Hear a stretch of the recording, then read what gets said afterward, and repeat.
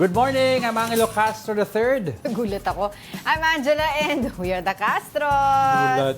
Nagulat ako. Sabi ko, gano'n. Oy, guys Monday Hindi, ngayon. kasi sinecheck ko tong YouTube niya. And of course, over the weekend, may nabalitaan na naman tayo na may bagyong papasok. Meron na, With the pumasok letter na M. ngayon. Hindi, pero wala pang yung effects. Hindi pa siya nagla-landfall. Oo, wala pang landfall. Expected daw effects around Thursday or Friday. Yes. Oo, but let's see kasi madami pang, medyo ano siya, parang mahabang bagyo na ito, malapad. Oo. Mamaya pag-usapan natin with the, yan. And of course, madami pa tayong issue pag-uusapan. Of course, nalalapit na US elections na malaki rin ang impact dito sa atin sa Pilipinas. Oo, of course. And aside from other... Nakauwi na yung mga kababayan natin from different provinces. Mga nag-long weekend because of Undas. Okay, Today. kala ko umuwi na galing States. Hindi. Sorry. Ayun, sige, okay. Let's get right to it. We're serving you news in the countdown. All that before your second cup of coffee. This is Brunch. Starting our countdown with some sizzling sports action. Ginebra snatched a Game 4 of the PBA Governors Cup Finals against TNT 106-92. Stephen Holt led Ginebra with 18 points, including the triple that propelled their chances to win against Tropangiga. He also recorded 3 rebounds, 2 assists, and 5 steals. Ginebra and TNT are now tied with 2 wins each. Game 5 is set on Wednesday, November 6 at the Smart Araneta Coliseum. And over at the UAAP, the National University dominated yesterday's basketball matches. The NU Lady Bulldogs preserved its winning streak while its male counterparts pulled an upset against the UP Fighting Maroons. Mobile journalist Denise Valdez-Sancho with the report. It's a Sunday showdown for the UAAP Season 87 Round 2 eliminations over the Tigers' lair. Good Angel with the rebound. CC left wide open. CC connects. In the UAAP women's basketball, the mayhem in Manila continues between the FEU Lady Tamaraws and UE Lady Warriors. Bouncing back from a loss to the reigning champions USC Growling Tigresses, the women in the green and gold shirts proved to be victorious in their win against the Red Warriors, 57-51. This seals their 3-8 record with 4 games remaining in the season. Over the battle between the NU Lady Bulldogs and UP Fighting Maroons, with 45.2 seconds remaining. Good Angel with the rebound. CC left wide open. CC connects. Camille Clarin sealed the deal after clutching a 3-pointer to make a comeback victory of 64-59. Clarin made a total of 13 points over the final quarter and totaled 16 points, together with 5 assists and 4 rebounds. In the men's basketball, the squad from Moraita is on the run to clinch for a Final Four spot after giving the UE Red Warriors its second straight loss, 59-51. It was another VJ Pre explosion following his 31-point career high, with 20 points and 8 rebounds in this match. This marks FEU's 4-7 record, tied with Adamson at the 5th spot. The Sunday slate ends with a thrilling match between the UP Fighting Maroons and NU Bulldogs. The NU Bulldogs managed to pull an upset against the title-contending Diliman squad, with an early domination beginning the first quarter. Veteran gunner Patrick Yu contributed a total of 17 points to raise Team Hawkson's Final Four hopes. The final score, 67-47. The NU Bulldogs tie with the Ateneo Blue Eagles over a 3-8 record. Games continue this Wednesday, November 6 at the Mall of Asia Arena. It's a match-up between the De La Salle Green Archers and FEU Tamaraws, while the squads from Sampaloc, NU, and USC face off. Mobile journalist Denise Valdez-Sancho. We are One News. Yung exciting dun sa PBA kasi yung... Tie na sila. Hindi, tie na pero kakala natin kasi mag-run away with the championship yung yung sila Ronde Hollis Jefferson dahil 2-0 na biglang nagising daw si Ano? Ba't ka tumawa? Hindi, at least nagising sila Sino sa nagising? laro. Sila Stephen Holt. Di ba? Brownlee. Ay, Brownlee pala. Oh, si Holt was the Sa kabila yun. No, si Holt was the pivotal player sa Ginebra. But I'm okay, saying okay. si Brownlee kasi medyo matumad yung yung first few games niya. Pero ngayon bumawi siya. Tsaka mababa yung 3-point percentage niya ni Brownlee. I think below 20%. We all know Justin Brownlee's strength in playing basketball is of course in 3 points niya. Yes. Oo. Pero this time medyo mababa ang percentage niya in making Kaya the kailangan sa mga 3-pointer, meron din silang loob na tira, 'di ba? Kapag wala sila. Kasi may mga times na yung mga 3-pointer wala sa una. Anong tawag doon? May araw na hindi sila maswerte, 'di Oo, ba? in other words, kailangan po ng well-rounded game to win the Yes. championship. Meron kang long distance, which is a 3-pointer. Meron kang Tapos yung sa mid-range. loob. And then you have the paint action, meaning Within kailangan the paint, balance. Oo. oo. May ratio yan na sinasabi nila eh. Usually, it's a 50-30-20 ratio. Like 50 sa 50. paint, 30 sa mid-range, 20% sa 3-point line for a balanced But speaking of balanced, sana balanced ang weather natin. May kakausapin tayo. Tignan natin kung sino mga kasama natin today.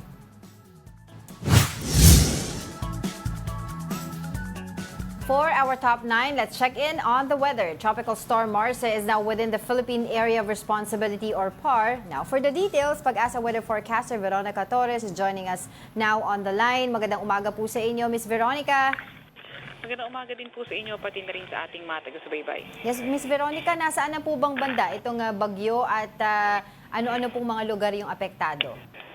Sa kasalukuyan, itong bagyo ay kanina alas 4 ng umaga, siya ay nasa may layong 935 kilometers east ng Eastern Visayas. Nagtataglay ng lakas na hangin na 65 kilometers per hour malapit sa sentro at pugso na abot sa 80 kilometers per hour. Kumikilo sa direksyong Kanluran, Hilagang Kanluran sa bilis na 25 kilometers per hour. Sa mga areas naman na sa kasalukuyan, wala pa namang areas directly na nakakaapekto itong bagyo at possible yung mga paulan ng kanyang trough o yung bagyo mismo ay mag-start as early as today o hindi kaya po bukas. Pero ngayon wala naman direktang epekto kahit na anong parte ng bansa. But Veronica, the question is, ano ang possibility nito na tumama sa, or does this storm will make landfall? And if ever it does, ano yung mga tinitignan natin storm signal? Sa ngayon, nakikita nga natin na posible yung landfall scenario either sa may extreme northern Luzon o sa may mainland northern Luzon. Kung sa base sa latest track, makikita nga natin na posible itong umabot ng typhoon category. So, ang posibleng pinakamataas na signal ay signal number 4. Pero ito ay may kalayuan pa, kaya may possibility pa ito magbago. Pero update naman po namin kayo. Opo. Okay. Para po mas malinaw po tayo, Miss Veronica, kung let's say for example, kung ikukumpara natin ito dito sa Severe Tropical Storm Christine at saka dito kay Leon, gaano po ba kalakas itong si Marce? Itong si Marce, si Christine ay nung ito ay nag-cross na ating landmass, ito ay nasa Severe Tropical Storm category. Ito namang si Marce ay posibleng dumikit sa ating bansa ng nasa may typhoon category. So, in terms of lakas ng hangin, posibleng malakas din ito dahil nga nasa may typhoon category. And then, posible nga rin yung mga malalakas na mga pag-ulan. Pero yung mga weather advisory, yung mga matalakas sa pag-ulan, kaakibat na weather advisory, posible namang maglabas tayo days before na makita natin na magdadala ng mga malalakas na pag-ulan itong si Marce. And also, dalawa nga po pala yung tinitingnan nating scenario. Isa yung posibleng mag-landfall sa may extreme northern Luzon o northern Luzon area, or isa pang possible scenario ay bago ito lumapit na ating bansa, ito ay magre-recurve. Pero dahil nga po may kalayuan, may posibilidad po na magbago ito. Pero meron ba tayong possibility na matunaw siya along the way, or meron bang epekto dito or makakaapekto ba ang hanging amihan? Sa ngayon po, hindi pa po natin nakikita yung tuloy na paglusaw nitong bagyong ito. Kung makakaapekto naman yung northeasterly surface wind flow, ang possible effect nito ay posible mas bumaba pa yung track, maitulak nito pababa itong si bagyong Marce. Kung tuloy-tuloy ito yung posibilidad na track niya na nabanggit mo, Miss Veronica, kailan ba siya lalabas ng Philippine Area of Responsibility? Sa ngayon ay base sa ating 5-day weather 5-day na outlook pa lang yung meron tayo. So, ang last day kasi na outlook natin is around Saturday. So, hindi pa doon kita yung kanyang paglabas ng PAR. So, possible after Saturday pa po, Saturday onward. Okay, sige. Alright, maraming salamat po sa inyong oras. That was Pag-asa weather forecaster Veronica Torres. Yeah, so after this storm, may supposedly may isa pa, no? Oo, dalawa kasi supposedly ngayong Ang November. estimate. Oo. Hindi natin sinasabi may nakikita pang isa after this one currently. Pero yan ang estimate nila for this month. 2 storms ang papasok. Oo. Pero sana nga hindi na mag-landfall tong ano no? Or, yung si Marce. of course, ang dasal natin, kung mag-landfall, very minimal na lang sana ang effects Yes. ito. Okay, let's move on. Now emerging at the 8th spot are about trafficked Filipinas. The Immigration Bureau raised concern over a growing number of Filipinas trafficked as surrogate mothers abroad. This after 7 Filipinas were rescued and repatriated to our country. The BI said the victims were deceived by false promises about being surrogates to unknown clients. They were recruited online and arranged with complex travel through multiple borders to avoid detection. Ito ba yung galing Last ano? week pa, Vietnam Cambodia. ba? Cambodia. Okay, Cambodia. oo. Actually, nung last month, merong mga na-save na mga 20 Pinays na believed to be victims ng human trafficking. Tapos parang ang pakiusap ng Philippine government din sa Cambodia is wag kasuhan tong mga Filipinas because they are also Yes. victims. Walang criminal liability. Oo, dapat initially kasi the Cambodian authorities were looking at nakasuhan tong mga Filipina because of performing na bawal kasi yung surrogacy Yes, doon eh. yes. So akala nila na they were the ones engaged in this directly. Yung pala, they are also victims. Yes, Oo. kaya yun yung dapat patunayan din of course ng Philippine government natin Correct. sa Oo. Cambodia na talagang may mga recruitment agencies dito, illegal recruitment agencies na nagdadala dito sa mga Pinay sa to at ini-engage nga sila doon. Hindi nila alam, no? Allegedly, hindi alam nitong mga Pinay na to na ganun pala yung trabaho nila pagdating sa Cambodia. Tsaka Parang ang nabasa ko kasing story, dadalhin sila somewhere, another Southeast Asian country, pero after nun, a few days, dadalhin na sila sa Cambodia. Yeah. Doon nila gagawin yung scamming, ay yung ano, ang tawag doon, Surrogacy. yung surrogacy. Oo. Ang bayad daw sa kanila doon, 1 million per baby. Oo, tapos ano daw kasi, ang tawag dito, ang titignan kasi ng Cambodian authorities eventually na pumayag sila na pabayaan na or let go na yung mga Filipinas is may mga bigger fish behind this syndicate. Yes. And this Filipinas daw could possibly be a key witnesses to bring down these big syndicates. That's why apparently no, while we were busy doon sa mga ongoing hearings ng Quadcom, tapos 'di ba yung hearings din sa Senate, nag-file din pala ng resolution itong si Senator Risa Ontiveros to investigate itong nangyari. Kasi hindi birong bilang yan, 20 na Pinay sinagip, 'di ba, doon sa Cambodia yung nangyayari nga mga illegal trafficking. So they need to see kung ano yung mga gaps, 'di ba, doon sa labor law natin, anti-trafficking, etc. So kung kailan yun, that I don't know. Pero the resolution has already been filed para nga daw maimbestigahan ito. Alright, sige, let's... hindi pala.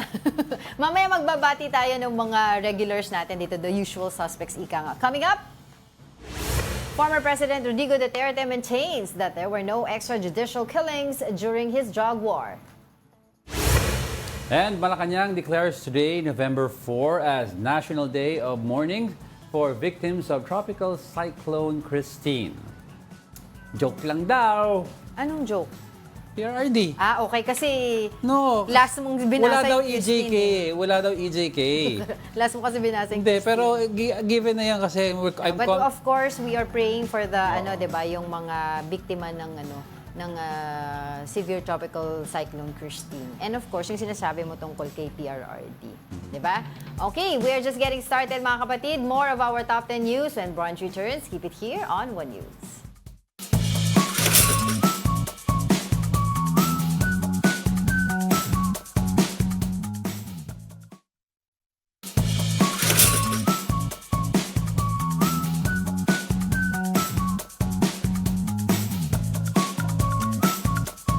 Good morning! You're still watching Brunch here on One News. Batiin ko lang itong mga nanonood sa atin dito sa YouTube. Si Tita Day, si Tito Naldi, and Tito Nito. Si Geraldine Balolong watching all the way from Bukidnon. Tsaka si Oscar and Gary ko. Tsaka si Ron Maxtay. Yan, nanonood din yan sa atin. Good morning kay Gabby Romero. Good morning daw, Power Castros. Of course, Alex Fuentes, Ralph Domingo. Good morning, Brunchies. Lapit na daw ang brunch mas. And Cecil Samaniego, good day daw sa atin lahat. Some Pokemon Go, Gary Field, Alex Fuentes, and of course si Juan Miguel Ebron. Si Migs Lagi Ebron. rin Good nanonood morning, yan sa Migs. atin. Si VJ, tsaka si Tasha, si Marisol, yan mga nanonood sa atin. Ate Ringo nanonood din sa atin. Okay, let's continue with our countdown.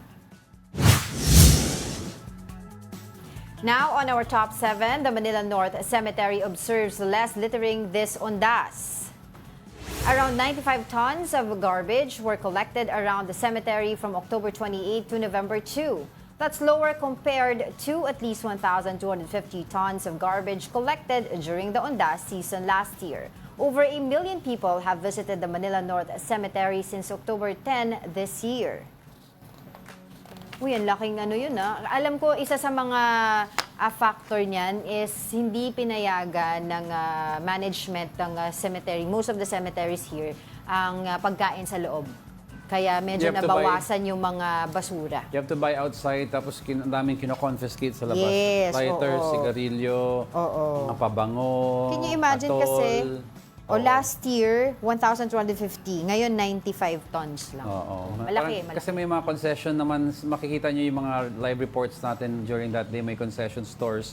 Mga popular fast food chains na may tolda, may mga tent na where you could buy and eat there. Tapos pagtapos ka na, May papasok. basurahan naman doon. Oh, pero if ever na may nakolekta daw sa loob, baka nakapuslit yung mga iba. Kasi I think yung water kasi dapat bilhin mo rin doon. Kino-confiscate. May mga video tayo na mineral water naka-confiscate.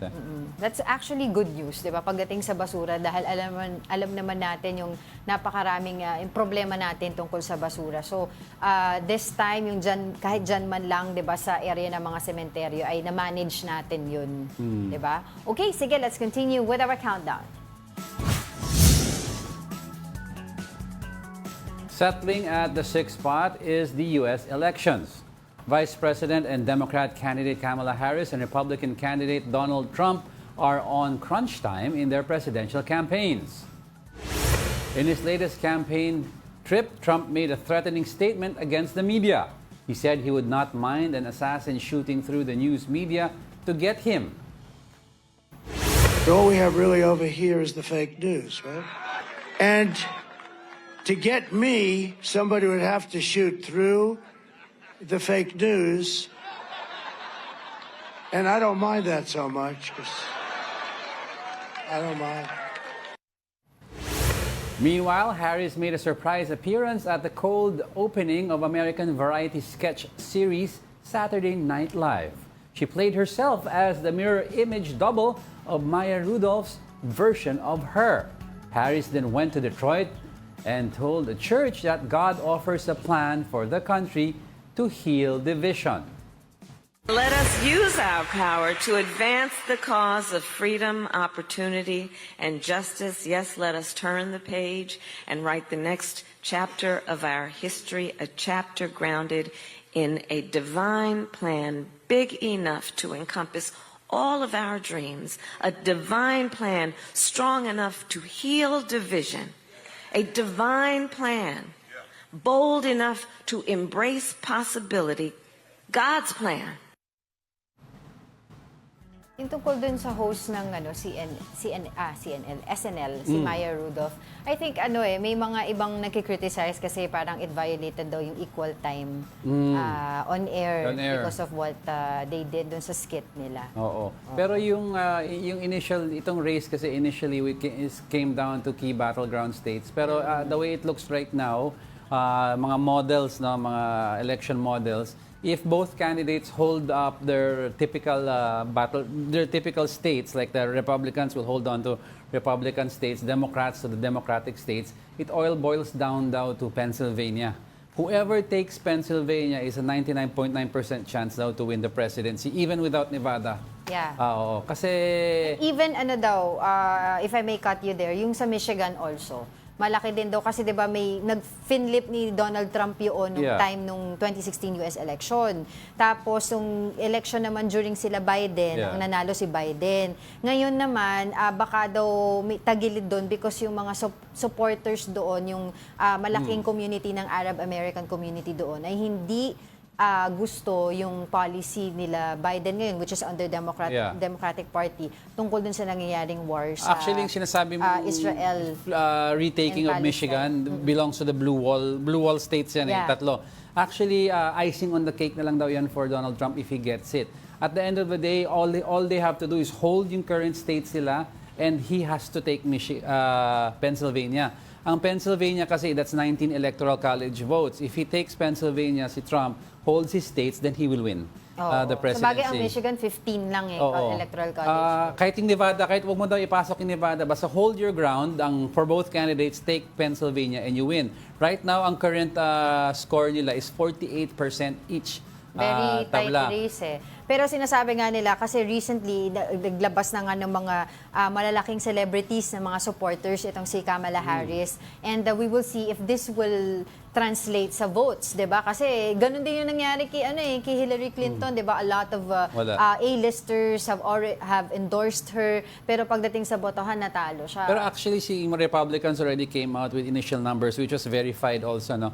Kasi nag-early voting eh. May early voting early sa voting. may mail-in vote. And yung early voting po, that's 71 million Americans already. Early voting results, partial results show that mataas. Favorable kay Trump. Oo, mataas ang, not really favorable, but better than expected. Mataas po ang, kasi historically, Democrats ang lumalabas to votes eh. But this time around, mataas daw ang mga number of Republicans that came out to vote. Specifically, North Carolina, ang ganda daw ng early returns. Nevada, ang ganda ng early returns ng Republican. Plus, ang surprising daw is young Americans. 20 to 24, that's the key demographic for Trump. Young men tend to vote for him. The women vote for Kamala. Ang Democrats naman, mataas ang nila, registered voters. So ngayon, titingnan din natin pagdating ng elections, 'di ba? Kung magta-translate yung registered na yon sa votes. Kung magboboto sila, lalabas at boboto sila. That's a key one. Yun lang, I think one of the director for Democratic convention said that they were quite disappointed in several early returns ng mga states ng early voting. It's because hindi daw lumabas ang mga ibang voters na registered, which usually they came out noong 2016, 2020. They all came out early daw to vote sa early voting, but hindi daw sila nag-reflect this time. Titignan natin yan. Pero kasi di ba yesterday we were watching this, yung mga possible scenarios na meron din silang tinitignan na baka mag-tie sila dun sa mga electoral votes, electoral college votes. Di ba may possible na hindi nila ma-reach yung 270 There's a 1% chance that they will tie, which has never happened in history. Low possible scenario, but it's still So there. they will invoke yung 12th Amendment. The 12th Amendment, which will require the voting for the presidency down to the congressional level. But Sige, that's very rare. But if it does happen, that's history in the making. Oo, diba? Naku, pag-usapan natin yan sa susunod pang mga araw dahil talagang, yan ang inaabangan ngayon eh. Elections na sa November 5 dyan po sa US. Bata pa ako, sinusubaybayan Oo pala yan. nga eh. Alright, sige, let's move over now to our next countdown. Moving over now to our top 5, an Air Force transport aircraft skidded off the runway in Basco Airport in Batanes. The nose landing gear of the aircraft detached while it was attempting a landing at the airport on Friday. The plane was carrying relief goods for victims of Super Typhoon Leon in the province. The supplies, though, have been distributed to those who are in need, while all crew of the plane were safe. The Philippine Air Force continues its investigation as to what caused the landing mishap. Nakita ko yung mga photos niya na dun sa mga balita na medyo nag-detach nga yung yung tire, yung gulong ng eroplano sa may sa unahan. Sa harap. Pero thankfully, 'di ba, fortunately wala naman nasugatan, tapos yung mga supplies that were intended to be delivered nga doon sa mga affected ng bagyo ay na-deliver naman.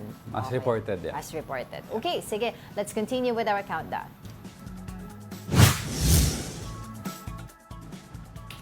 Placing at the 4th spot, President Bongbong Marcos had a quote, productive and frank meeting with the governors of Bangsamoro Autonomous Region of Muslim Mindanao, or BARMM.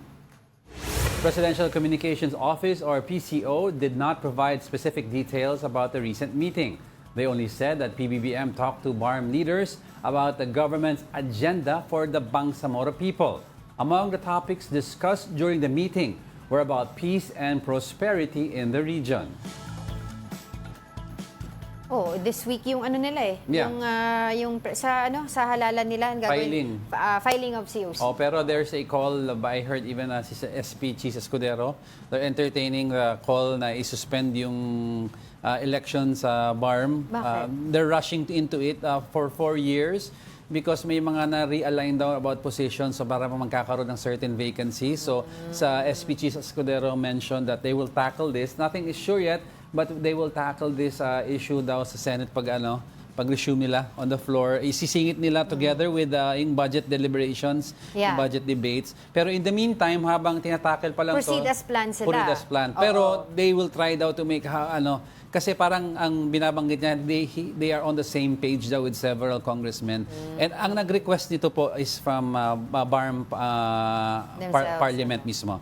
Okay. Oo. Kasi Sila narinig nag-request. ko yung ibang mga reports kasi na pag ini-interview yung COMELEC chairman, si chairman na George Garcia, talagang ready na sila. Yeah, ready. Proceed sila Status quo. as planned. Status quo talaga. At sabi pa nga niya, hindi naman daw ganun kahigpit yung security doon dahil para naman daw malaman nila na hindi naman porke taga doon ay binabantayan ng Oo. mahigpit yung security Parang nila. 4 years daw ang hiningi ng mga taga-parliament before the next elections. But habang wala pa yan na... Pero kasi ang sulu, hindi sila parte na yan. Bigla, di ba, nagkaroon ng Yeah. desisyon ng korte. Kaya nga, Suprema. that's why a lot of these movements cost it. Kasi nagkakaroon ng... Because of sulu. Nagkakaroon ng additional or less seats sa BARM. Kung ibinoto mo yon, saan mo i-allocate yan? Kasi kumalas nga itong sulu eh. Diba? So where would you As per Supreme Court's decision. Oo. Alright, sige, let's continue with our countdown. Coming in at our top 3, former President Rodrigo Duterte is still invited to attend the Jaguar hearing over at the House of Representatives. Here's the report. House lawmakers hope that former President Rodrigo Duterte will also attend their hearing on the drug war. Duterte attended the same hearing at the Senate last week, but the former chief executive says it will depend on the condition of his body. Depende sa katawan. Hindi man siguro sila maniwala nung unang invitation nila na sabi ko, Bong, sabi mo, I'm not good. Ay, magsi-74 na po ako at mahina na yung katawan ko. Duterte adds that the House may also use the testimonies he made during the Senate hearing. Hindi naman ako nagpapasuplado. Pero yung testimony ko sa Senate, natanong naman na lang lahat. Yun na yung, that will be the meat, yung substance ng testimony ko. Ang gusto lang malaman nila, He maintained that there was no extrajudicial killings, despite admitting to having formed a death squad. sinabi ko wala. Maraming patay, pero hindi, sinabi ko, hindi naman binabaril. Duterte gave a stern warning against those involved in crimes and illegal drugs in Davao. Pakiusap lang, o talagang galing sa loob ang ano ko. Lumayo na lang kayo ng Davao. Duterte is running for Davao City Mayor with his son Baste as his running mate. Yan. So, kung dadating siya doon, ay it remains to be seen. Pero inuna niya pa rin, of course, di ba pinag-usapan naman natin yan yung Senate. Yeah. Okay, sige. Ang ating breakfast pala today, brunch natin ay Spanish bread. Spanish bread. Oo. Baka may patrivia yung ating mga brunchies. Typical, Keep them coming. Oo. common Filipino breakfast paired with hot chocolate or Kape. Kape barako. Kape Yo. barako ang bagay dyan. Okay, don't go away because we're not done yet. May dalawa pa tayo. Stay with us.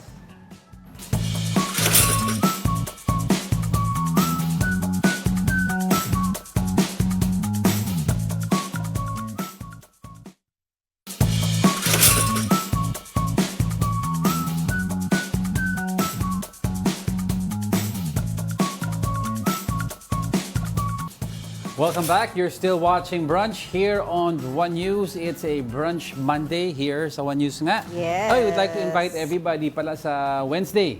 Anong it will be meron? our US election coverage. Hindi mo alam? Anong meron? Do tell them. Kala ko mag-absent ka. Kala ko, ayan, no? Oh, Red, ano? Republican. O hindi, wala tayong ano. Hindi. Apolitical tayo. Inaano ko lang na color nila is red and the Democratic Party naman is blue. Bakit ko po sinasabi yan? Dahil sa Wednesday po, 10 to 12, we'll be covering 2 hours. or having a 2-hour special on the U.S. elections. And of course, makikita tayo ng mga maps of the U.S. with different colors, which is blue for Democratic state that has been won, red for a Republican. Meron pong pink state, meaning blue and pink, nasa gitna siya. Meron yellow, in other words, undecided or too close to call. So, yan ang mga ginagamit po sa mga US polling places. And as of today, 50 minutes ago, yung General National Consensus polls ng US has Trump at 49% and Harris at 49%. Dahil sobrang tight at talaga a ng deadlock race. with a margin of error of 3%. So this one daw is going to be a nail biter. You have to remember also, and I'm sure alam naman din to ng mga viewers natin, na hindi naman talaga popular voting ang ang US elections. Kasi si Donald, by ano yan yung Electoral College, 538 Electoral College, pero para manalo ang isang kandidato, 270 pwede na. Oo, for context po, in 2016, Donald Trump may have lost against Hillary Clinton, the popular vote. Yes. In other words, yung parang, dito kasi sa Pilipinas, popular vote. Yes, by popularity.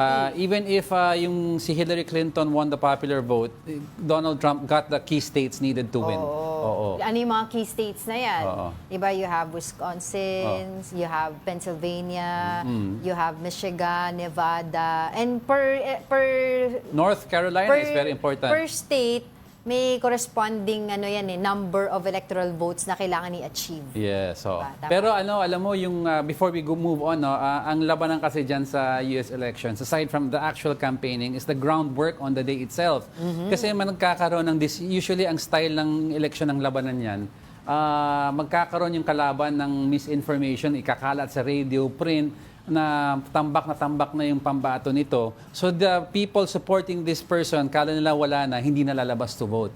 Yung pala, dikit ang laban. So the key here is, on the day of the Talaga, election... go out and vote for your candidate. Actually, may mga set-up call centers yan ng Democrats sa Republicans. Nakikita natin yun sa mga di ba? They call people and urge them to go out and vote. Talagang habulan ng poll. Kasi if everyone votes, the election really will hold true na magiging deadlock siya.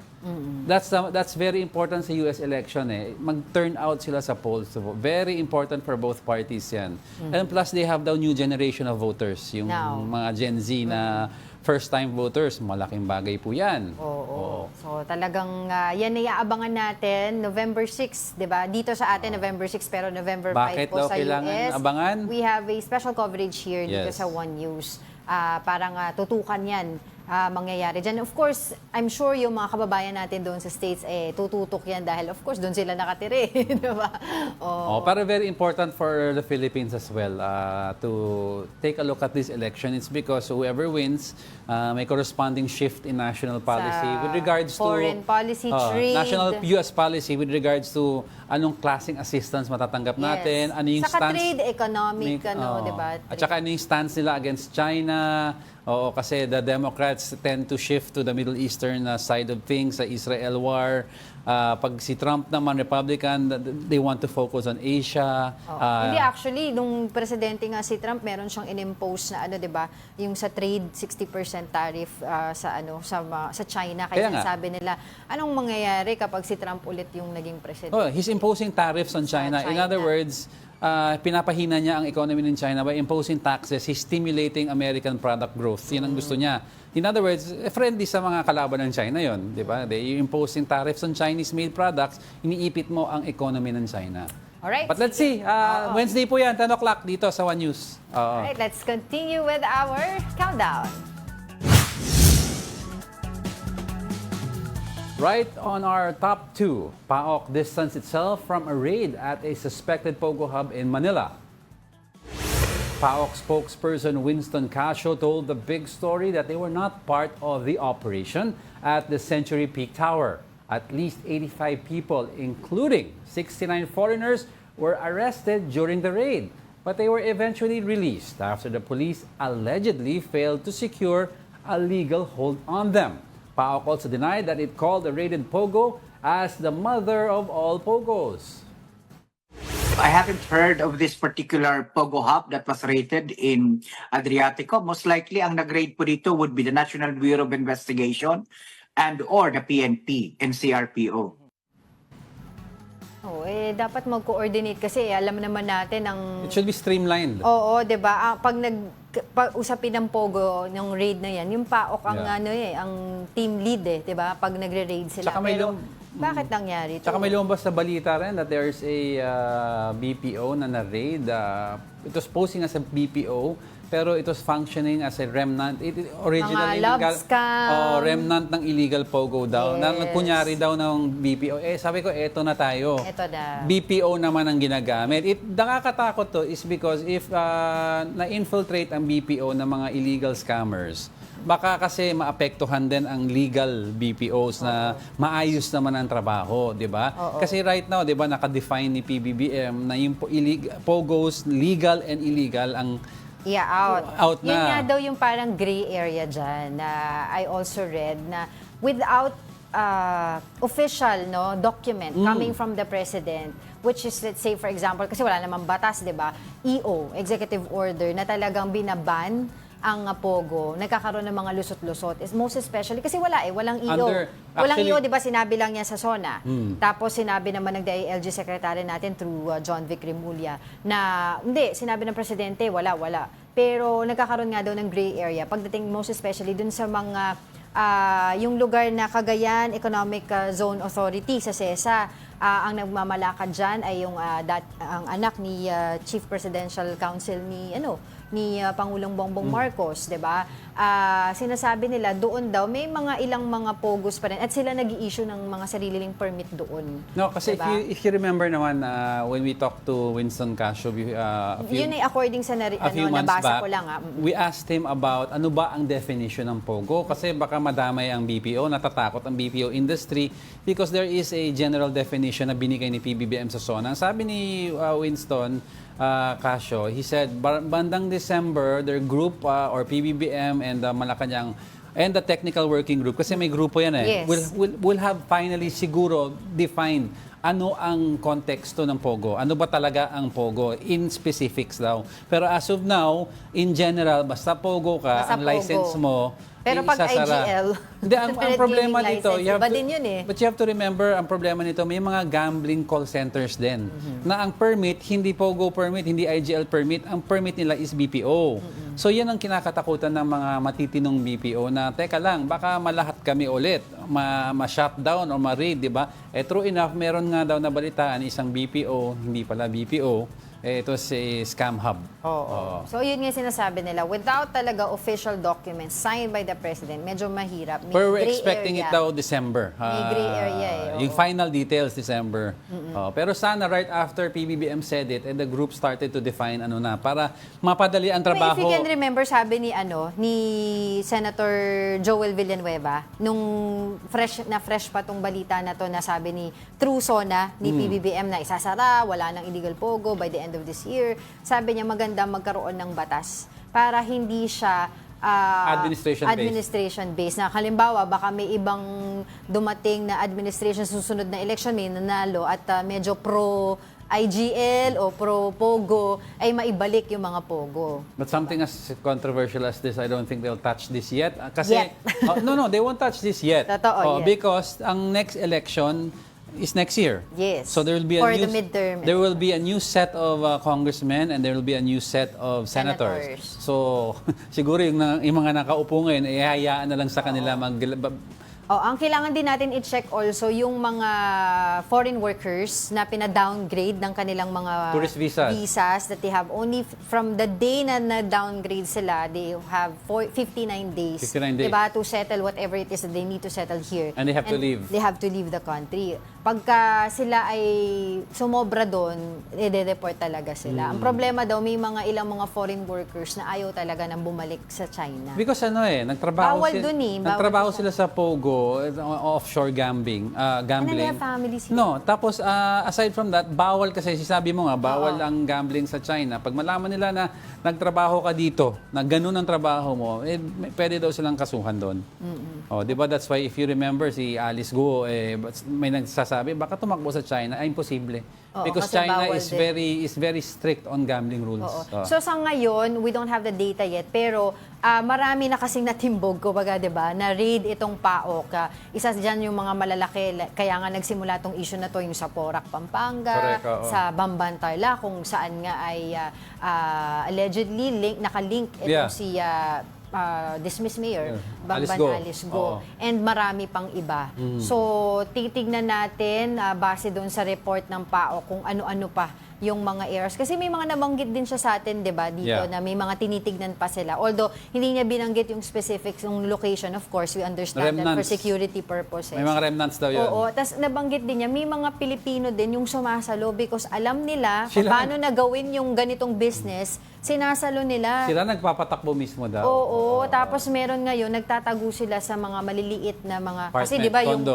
condo, kasi yung mga sa, like yung sa Porac, Pampanga, yung Lucky sa 99, na napakalaking, ano yun, di ba, Pogo Hub.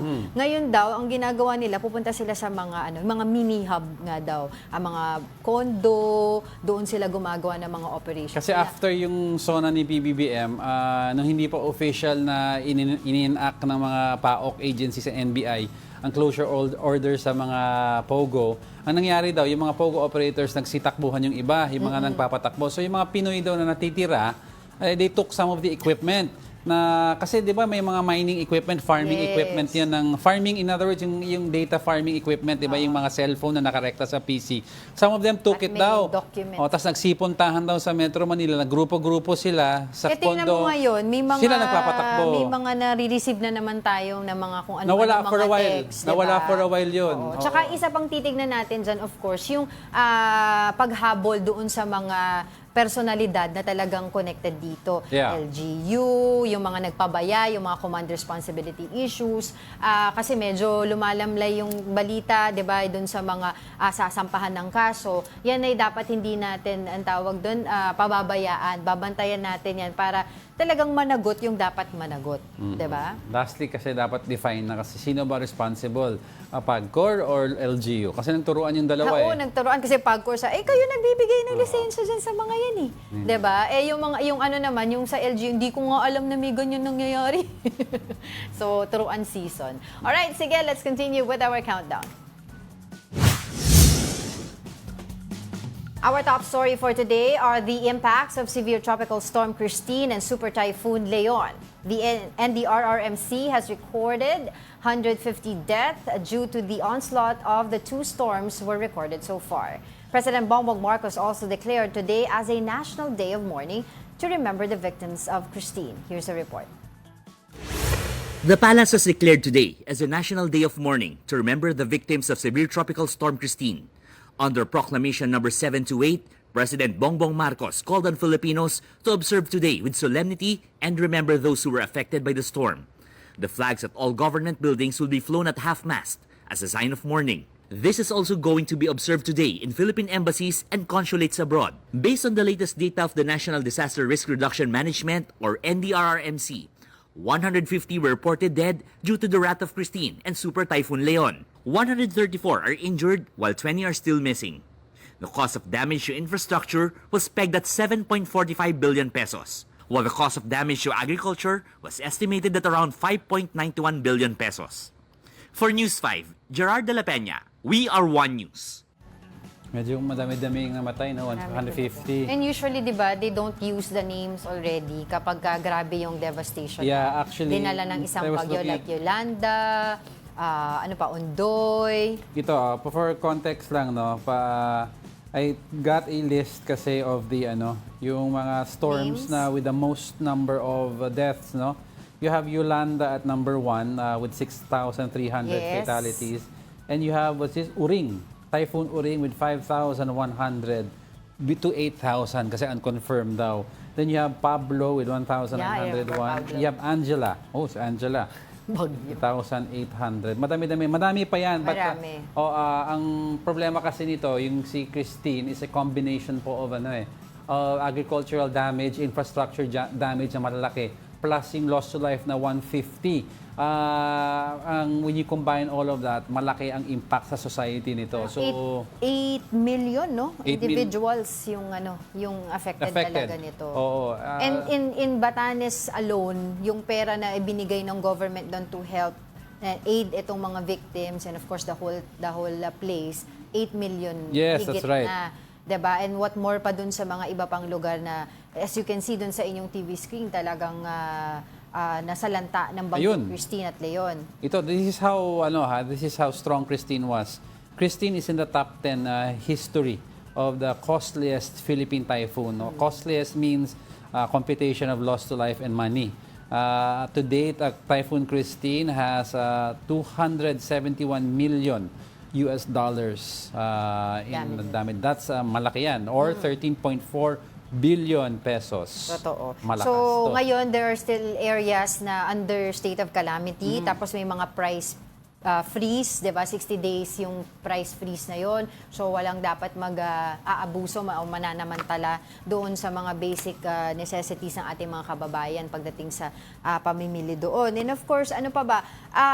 Yung isa pang usapin pagdating nga sa bagyo, yung sinasabi nila na dapat daw mas gawing, mas maiintindihan ng publiko yung pagre-report o pagbibigay ng anunsyo ng pag-asa pagdating nga dito sa bagyo. Kasi yung Christine daw, hindi daw nila inaasahan na ganito pala kalala yung dadalhin niya na tubig ulan at saka ng hangin. Kasi saan ba yun, sa Cagayan ba o sa Albay, di ba? Parang yung isang ulan for 8 hours, 2 months of rain na yung dala ni Christine. Yeah. Actually, that's not, I would say, it's not the fault of Pag-asa. Hindi, wala namang fault, pero they're asking kung pwede. The accountability of efficient dissemination of information LGU. lies with the LGU. Kasi Pag-asa throws out the reports, the LGU receives it. Paano i-disseminate ng LGU? But I understand most LGUs kasi where the places are affected, madaming communities sa far-flung, walang access sa internet, walang access sa kuryente, mga iba pa nga, wala pang access sa telephone. Transistor radio. So ang problema kasi, ang main source of cheapest information ng LGU to disseminate this is on radio. Especially pag ang bagyo tumatama ng mga between midnight and 6 a.m., the only way the LGU has to broadcast this is on radio because usually matumal na ang nakikinig sa radyo, matumal na nanonood ng TV. Problema ay yung communities na affected, kung titignan mo, walang access sa internet. Totoo. So, how do we resolve this? Tsaka, yun din, yung trabaho naman natin bilang media also, I think mas magawa natin din ng paraan. Let's say, for example, mas sabihin natin sila na, dapat pag ganito, naghahanda na kayo, umaalis na kayo. Ano ba yung mga dapat gawin ng public, no? Kasi pagka tapunan mo sila ng jargon, medyo clouded na di ba? Parang masyado ng maraming mga hindi maintindihan ng mga terminologies pagdating sa bagyo. Even nga yung Philippine Air Responsibility, naging issue yan, di ba? Naging sinasabi nila na kadalasan daw, akala nila pag Philippine Air Responsibility, naglandfall na, which is hindi. Pag sinabing nasa Philippine Air Responsibility, dito pa lang, di ba? Nandito within our vicinity. Kumbaga, pag sinabing naglandfall, dun pa lang tatama, di ba? Yung bagyo. Pero yun nga yung sinasabi nila na siguro mas maiging mabigyan din ng instruction kaagad, no? By us, sabihin nila, okay lang, maghanda na kayo, 'di ba? Siguro yung collaboration between LGU, Pag-asa and us, ayusin din natin. Pero yung lahat ng sinasabi mo, very important yan, but it all boils down at the end of the day, kung walang way of communicating this down to the public, kahit yun napaka-efficient, ibaba. then it is useless. And if you take a look, ano ba yung problema at the root of all of this is in far-flung areas po, number one, yung lupang kung saan nakatira itong mga naapektuhan, they don't own the lots. They are squatting in these lots. Walang connection sa tubig, walang connection sa kuryente. Minsan nandun sila sa danger zone, no? Danger zone. So how can you say na di ba, yung LGU may kasalanan or kung hindi naman nila maabot yung info. So at the end of the day, number one, it is zoning. Number two, it's giving them connectivity to the rest of the world. Kaya nag-iisip ako, di ba, ano pa ba yung dapat gawin para mas makatulong tayo? In place naman ng pagbibigay ng information. It's just that how do you send the information out in areas that don't have access to it?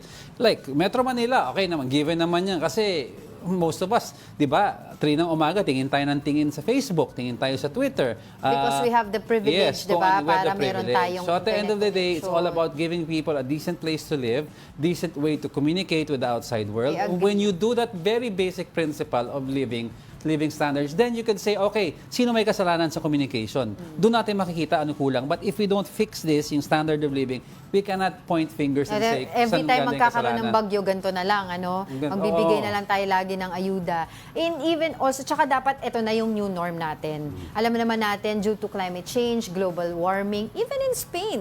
Di ba, you've seen yung nangyaring devastation doon sa Spain na to the point na binabato pa ng mga tao yung king dahil daw may kapabayaan. Hindi naman na sila bago doon sa mga flooding, pero kasi umiinit din talaga yung panahon, yung global warming doon sa Mediterranean Sea, kaya napakadaming bagyo, yung daming tubig, no, na nalasa doon sa Actually, sa sabi Spain. ng ibang tao, So ito na talaga yung new norm natin. Dapat naghahanda na tayo. Dapat hindi daw tawagin yung normal.